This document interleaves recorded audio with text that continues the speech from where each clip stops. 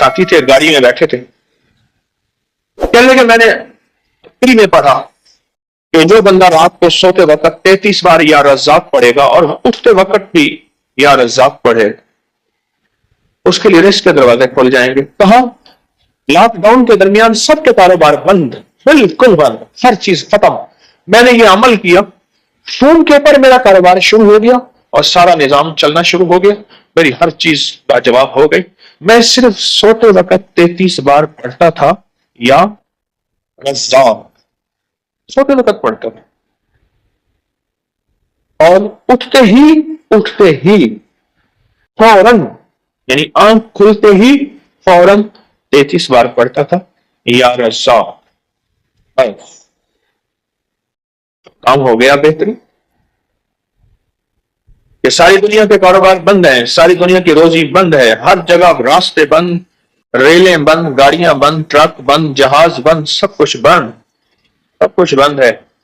पर मेरा रिस्क खुला भी हुआ है, चल भी रहा है। सिर्फ 33 बार सोते वक्त, कोई वजू, कुछ चीज शर्त नहीं, या रज़्ज़ाक़ पढ़ लिया। और 33 बार या रज़्ज़ाक़ पढ़ने में मेरे ख्याल में कि 1 मिनट भी नहीं लगेगा, 1 मिनट भी नहीं लगेगा। क्या आप उस तावीज को जानते हैं जो तिलिस्माती पत्थर पर लिखा हुआ था, जिससे हर दुआ कबूल होती है? एक अल्लाह के वली का दिया हुआ अनोखा ऐसा निजाम, ऐसा तिलिस्म, अजायबात की दुनिया कि हम ना जाने? क्या अल्लाह अहदो अल्लाह समदो का एक पुरस्कार निजाम, और वो पुरस्कार निजाम जिसके अंदर हमारे लिए राहतें ही राहतें, रहमतें ही रहमतें, बरकतें ही बरकतें, आफियतें ही आफियतें। वाकई मुसीबतें टालने वाला और मुसीबतें टलवाने वाला वो पुरस्कार हैरत अंगेज पत्थर कैसे दरियाफ्त हुआ? बिस्मिल्लाहिर्रहमानिर्रहीम, अस्सलामु अलैकुम वरहमतुल्लाहि वबरकातुहू। दुनिया अजायबात से भरी हुई है, जमीन के नीचे, जमीन के ऊपर, आसमान वसतों में। ये साइंस जितनी भी है, इन सब ने इन तिलिस्मात, अजायबात और अनोखी अनहोनी दुनिया को दरियाफ्त तो की है। इसके नाम तो साइंस है। लेकिन साइंस वहां नहीं पहुंची जहां कायनात के राजों में अल्लाह के दोस्त पहुंचे हैं, अल्लाह के मुकर्रब बंदे पहुंचे हैं। आज भी यह हकीकत है। आए आज एक वाकया भी बयान करते हैं, एक अमल भी और एक खूबसूरत निजाम भी। अम्मारा बिन हसन रज़ी अल्लाह तआला अन्हु फरमाते हैं, हमारी कबीले की एक जगह थी जिसको हिर्रतुल हदसान कहा जाता था। रात को वहां आग भड़कती थी, दिन में धुआं निकलता था। कबीला तई, जिसके हातिम तई थे, अपनी ऊंटनियों को इस आग की रोशनी से चलाता था, जो 7 रातों के फासले से भी दिखाई देती थी। इतनी ऊंची और इतनी आग थी कि 7 रातों के फासले से भी दिखाई देती थी। इस दौरान खालिद बिन सन्नान, एक बहुत बड़े अल्लाह के नेक बंदे, कबीला मरीता से आए और कहा, अल्लाह ने मुझे हुक्म दिया है तुम्हारे लिए इस आग को बुझाऊं। हर कबीले से एक शख्स मेरे साथ आए। हम 10 आदमी उनके साथ चले, मैं भी उनमें था। वो हमें एक कुएं पर ले गए। वहां से आग का एक दहाना निकला। आग हम पर घेरा डालने लगी। हम गोया तराजू के पलड़े में आ गए। हमने पहले लाठियों से, फिर जूतों से, फिर अमामों से मारा, यहां तक कि सब कुछ जल गया। हमने कहा, खालिद तुमने हमें हलाक कर दिया। उन्होंने कहा, नहीं, ये आग हुक्म के ताबे है, मैं भी हुक्म पर हूं। फिर वो आग पर असा मारते हुए कहने लगे, हर हक जो अल्लाह के लिए है वो अदा हुआ, मैं अल्लाह का बंदा आला हूं। एक शख्स था जो मजाक उड़ाने वाला था, कहता था मैं बाहर नहीं निकलूंगा, देखो मैं निकल आया हूं। इस तरह की बातें करता था। फिर उन्होंने हमें एक जगह ले जाकर कहा, खोदो। मैंने खोदा तो एक पत्थर निकला जिस पर कलिमात लिखे थे, अल्लाहु अहद अल्लाहु समद लम यलिद वलम यूलद वलम यकुल लहू कुफुवन अहद। उस पत्थर पे लिखा था। खुदाई के दौरान जो एक पत्थर निकला, उस पर ये कलिमात लिखे हुए थे। हमने उस पत्थर को अपने पास रखा। जब भी मुसीबत में उसको सामने रखते, मुसीबत टल जाती। बारिश ना होती, उसे कपड़े से ढांप कर दुआ करते, बारिश हो जाती। खालिद ने कहा, मेरी बीवी हामला है, उसका एक बेटा होगा जिसका नाम मिर्रा होगा। वो सुर्ख गोश्त की मानित हसीन होगा। उसकी मौजूदगी में तुम पर मुसीबत नहीं आएगी। फिर कहा, मैं 7 दिन में फौत हो जाऊंगा, मुझे इस टीले में दफन करना, 3 दिन बाद मेरी कब्र पर जाना। अगर तुम एक दमदार गधा देखो जो नाक जमीन पर रगड़ रहा, तो कब्र खोदना, मैं जिंदा हो जाऊंगा। اور تمہیں قیامت تک کے حالات بتاؤں گا۔ لیکن جب وہ گدھا آیا، لوگ قبر کھولنا چاہتے تھے، ان کی قوم نے روک دیا، ہمیں عرب رسوا کریں گے۔ پھر رسول اللہ صلی اللہ علیہ وسلم مبعوث ہوئے تو خالد کی بیٹی نبی علیہ السلام کے پاس آئیں کہ میں خالد بن سنان کی بیٹی ہوں۔ آپ نے چادر بچھائی، فرمایا یہ میرے بھائی کی بیٹی ہے، ایک نیک آدمی جسے اس کی قوم نے ضائع کر دیا، اس کی قوم نے ضائع کر دیا۔ بہت بڑا طاقتور عمل ہے، بہت حیرت انگیز عمل ہے۔ اس عمل سے ہمیں کیا ملا؟ اس واقعے سے ہمیں کیا ملا؟ سورۃ اخلاص کی طاقت ملی، سورۃ اخلاص کی تاثیر ملی۔ بڑی مشقتوں کے بعد انہیں ایک پتھر ملا، بڑی محنتوں کے بعد انہیں ایک حیرت انگیز دنیا ملی۔ اس پتھر پہ سورۃ اخلاص لکھی ہوئی تھی، اس پتھر پہ۔ آئیں، اس سورۃ اخلاص کا ایک عمل ہمارے پاس ہے اور بہت طاقتور پاس ہے۔ رسول اللہ صلی اللہ تعالی علیہ وسلم نے فرمایا، عمر رضی اللہ تعالی عنہ، عمر جو بندہ 10 بار سورۃ اخلاص پڑھتا ہے، جنت میں اس کے لیے محل بنا دیا جاتا ہے۔ تو عرض کیا، یا رسول اللہ صلی اللہ علیہ وسلم، اگر کوئی 20 بار پڑھے؟ فرمایا 2 محل بن جائیں گے۔ اس طرح کرتے کرتے فرمایا، یا رسول اللہ، اگر کوئی 100 دفعہ پڑھے؟ فرمایا جنت میں 10 محل بن جائیں گے۔ آپ نے محسوس کیا اس پتھر کی تاثیر کو؟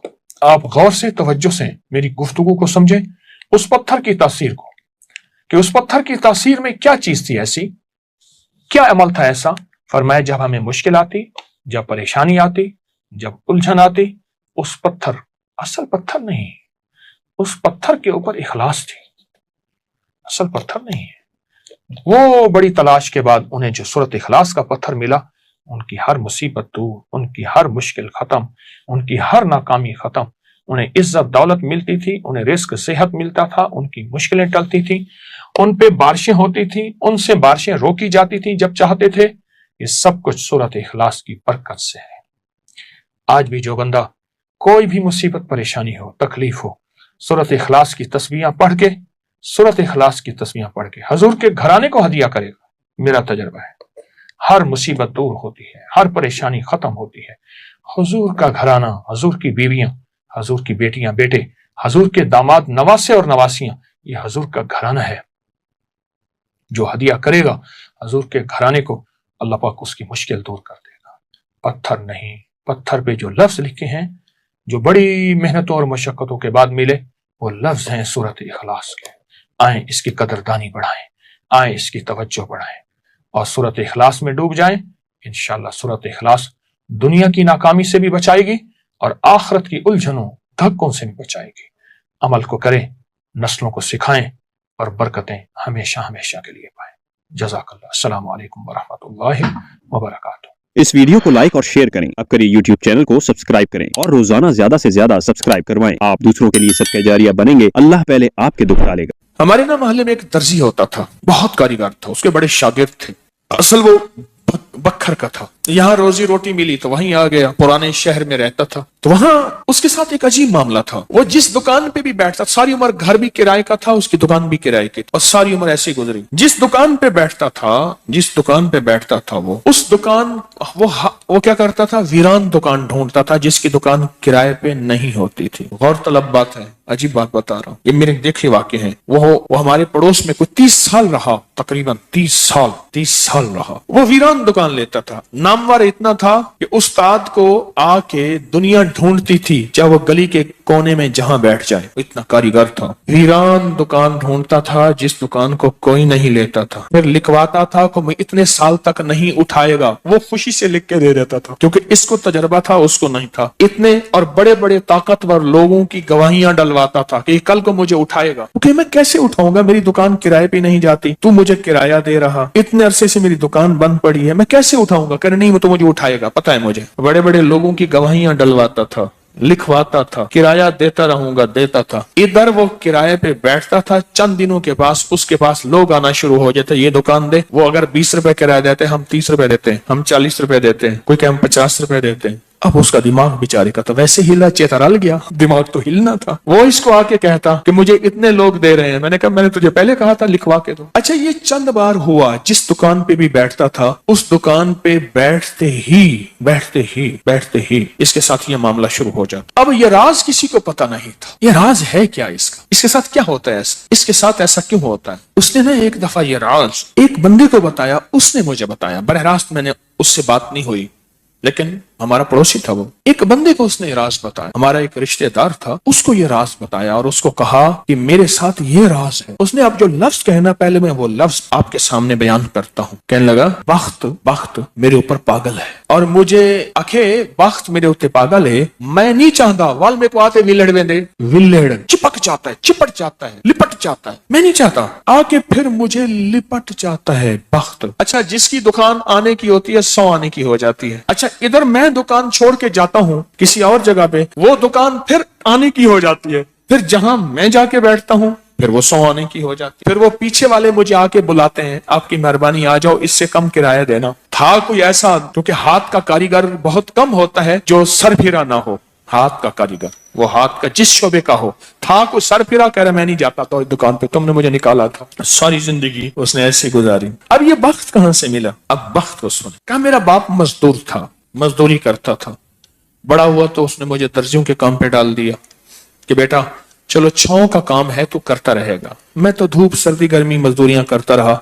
दर्जियों का काम छांव का काम है तो करता रहेगा। और मेरे वालिद कहता था तुझे कोई ऐसा रईस मिल जाए जो अपनी देवड़ी में जो जगह दे। बाज रईस ऐसे होते हैं जिन्होंने मुस्तकिल दर्जी रखे हुए होते हैं, उनका हर वक्त कपड़े सिलते रहते हैं। कह रहे दुआएं देता था वालिद मुझे कोई रईस मिल जाए। क्या वालिद का हादसा हो गया, वालिद की टांग टूट गई। वालिद की बूढ़ी वालदा थी, मैं हम वालिद की खिदमत करते थे। वालिद दुआएं देता था, अनपढ़ था। किसी ने वालिद को अल्लाहुम्मा सल्ली अला मोहम्मद बता दिया, बस यही पढ़ता था और टूटी फूटी कुल हुवल्लाह पढ़ता था, बाकी कोई अब्बा को पता नहीं था। कहा मैं दर्जियों से पैसे थोड़े से लाता था, घर में फाके आना शुरू हो गए। थोड़े से पैसे मैं लाता था, अभी काम सीखा नहीं था, उस्ताद कभी कभार दे देता था और वालिद रोज लाता था। घर में सख्ती और तंगी आना शुरू हो गई, बहुत ज्यादा गुर्बत, तंगदस्ती। हमारी एक फूफी थी, कहीं दूर रहती थी, बहुत बूढ़ी थी, वालिद से भी बड़ी थी। वो आके हमारे घर उसने कयाम कर लिया कि तुम्हारे वालिद की खिदमत करूंगी। उसके बेटे उसे ठोकरें मारते थे और उसकी इज्जत नहीं करते थे। वो फिर घर आ गई। अब मेरी माँ मुझे देखे, मैं अपने देखूं। माँ ने कहा बेटा आ गई है, इसकी भी खिदमत साथ करनी है। अब फूफी ने, एक फूफी बूढ़ी अब्बे से बड़ी, एक वालिद माजूर, बूढ़ी वालदा और बहुत सारे बहन भाई। कहा कि कई रातें ऐसी गुजरती थी, मैं और मेरी माँ नहीं खाते थे, फाकों में सोते थे, फूफी को खिलाते थे।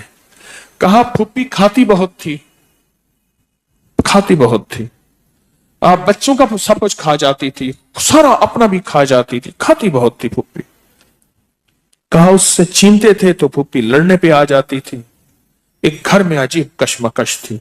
कहा इन सख्तियों तलखियों में मैं उनकी खिदमत करता रहा, बाप की मां की खिदमत करता रहा, हत्ता के वालिद पता नहीं कितने साल कहे, मुझे भूल गए, फौत हो गए। और फुप्पी ने के दिल में यह बात आई कि हमने वालिद को जहर दिया। उसने सारे जहान को कहना शुरू किया कि इन्होंने वालिद को जहर दे दिया, मेरे भाई को मार दिया। घर में रोटी भी खाती थी, बच्चों से छीन के भी खाती थी, चोरी छुपे भी खाती थी, दिन रात भी खाती थी, हमें बुरा भला भी कहती थी, लोगों के यहाँ शिकवे भी करती थी। फूफी ने जीना हराम कर दिया। कहा मेरी माँ कहती थी बेटा कोई बात नहीं, बर्दाश्त करो। बर्दाश्त करते करते फूफी भी चली गई और उसको अल्लाह की अमानत को अल्लाह के सुपुर्द किया। और फिर अब माँ रह गई। अब मैंने अपनी सारी तवज्जो माँ पे डाल दी। कहा अम्मा क्या करती, खाली छाबी नहीं होती है, छाबी रोटी तो थोड़ी सी होती थी, खा लेते थे, खाली छाबी हाथ में ऐसे लेके ना कहती अल्लाह इसको इतना बख्त दे, इतना बख्त दे, इसके साथ धरती लगे तो उसको बख्त दे, इसके साथ सुई लगे तो उसको बख्त दे, इसके साथ धागा लगे तो उसको बख्त दे, इसके कपड़े जो पहने उसको बख्त दे, इसको जो देखे उसको बख्त दे, इसको जो इसको देखे उसको बख्त। अम्मा चाबी लेके मांगती थी, रोती थी, और बाज़ों का चाबी में अम्मा के बहुत सारे आंसू होते थे। कि बस ये निजाम चलता रहा, अम्मा भी गुजर गई। अब उसके बाद फिर मैं, मेरे बच्चे, अब जो बख्त के दरवाजे खुले, मैं जिसको देखता हूं उसको बख्त, जो मेरे कपड़े पहनता है उसको बख्त, जिससे सुई खरीदता हूं उसको बख्त, जिससे धागा खरीदता हूं उसको बख्त, जिसकी जगह पे बैठता हूं उसको बख्त। बख्त जब बेदार था, बदबख्त आंखें सो गईं। ख्याल करना, अभी बख्त बेदार है, कहीं बदबख्त आंखें सो ना जाए। वो दुआओं का जखीरा उस दर्जी के पास था, वो दुआओं का जखीरा, फुप्पी की नागवारियों का जखीरा, अब्बी की सबर का जखीरा, फुप्पी की नागवारियों का जखीरा, अम्मा के सबर का जखीरा वो साथ था। बस सहता रहा, चलता रहा। अल्लाह के नाम आए अमाल में, अल्लाह के निजाम में लिखा जाता रहा। को तुझे कोई दुआएं दे नहीं रहा, ना दे, मेरे निजाम में तू उन लोगों में है जिनके साथ दुआएं मिलती हैं, जिनके साथ दुआएं लगती हैं, जिनके साथ दुआएं लिपट जाती हैं, तो उन लोगों में। हमें दुआओं का जखीरा चाहिए, हमें दुआएं चाहिए किसी की, हम किसी की दुआओं में आ जाएं। मेरे हजरत फरमाते थे, नजर बद लगती है ना, खा जाती है, इस तरह अच्छी नजर भी लगती है। तुझे किसी अल्लाह वाले की अच्छी नजर लग जाए, तुझे मुर्शिद की अच्छी नजर लग जाए, तुझे माँ बाप किसी दरवेश की अच्छी नजर लग जाए, और नजर तेरा काम बना देगी। जिस तरह बुरी नजर खा जाती है, बर्बाद कर देती है, इस तरह अच्छी नजर आबाद और शाद कर देती है, बामुराद कर देती है।